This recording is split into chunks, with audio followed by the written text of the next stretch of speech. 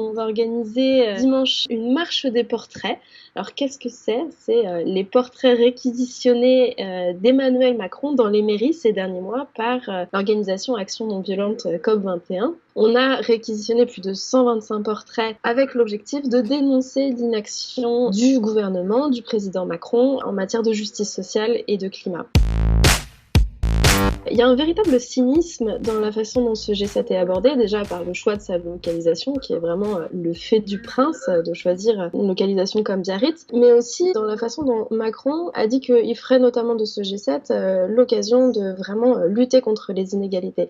Le cynisme, c'est que ça fait des mois qu'en France, il y a la mobilisation des Gilets jaunes, que la question des inégalités est au cœur du débat public et que le gouvernement est incapable de répondre à cet enjeu. C'est la même chose sur le climat. On voit que Macron, à l'international, se présente comme un leader du climat, un champion de la Terre, comme il a même été adoubé, alors que en réalité, il est bien loin de réussir à mettre la France sur une trajectoire de 1,5 degré de réchauffement global maximum, ce qui est pourtant fondamental, notamment si on veut réduire les inégalités. Parce que la question du dérèglement climatique, c'est une question qui va provoquer plus d'inégalités, plus d'injustice sociale. Ce qui est hyper intéressant, et c'est peut-être là aussi toute l'ironie de ce G7, c'est qu'il s'implante en plein Pays Basque, là où justement il y a un travail sur les alternatives au niveau du territoire qui est vraiment très dense. Ici, il y a par exemple le SCHCO qui est la première monnaie locale d'Europe.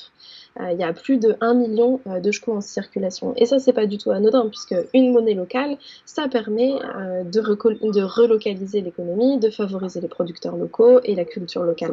Et donc, c'est pour ça qu'on se mobilise, nous, aujourd'hui, à l'occasion de ce G7. Et puis, on va se mobiliser de plusieurs façons. Donc, notamment, on va participer au contre-sommet qui est organisé par une plateforme réunissant de nombreux acteurs de la société civile, qui va être l'occasion de montrer les propositions, les alternatives que porte la société civile, à la fois sur le champ social, sur le champ environnemental, climatique. On va aussi participer samedi à une manifestation populaire, familiale, pour montrer que non, le peuple n'est pas dupe et attend, exige même des vrais engagements, des actions concrètes de la part des dirigeants de ce monde. Et ce qu'on va faire, c'est que alors que les rassemblements sont interdits, qu'il va être interdit de manifester, nous, on va organiser une marche avec ces portraits. On appelle tout le monde à venir dimanche à ce qui est en réalité une action de désobéissance civile non violente, hein. C'est pas juste une marche, avec un cadre emballé, et à marcher avec nous dans le centre ancien de Bayonne,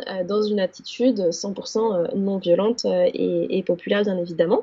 Et justement, parmi ces cadres, il y aura des portraits de Macron, et c'est la force du collectif qui permettra de réussir cette action de désobéissance civile non violente.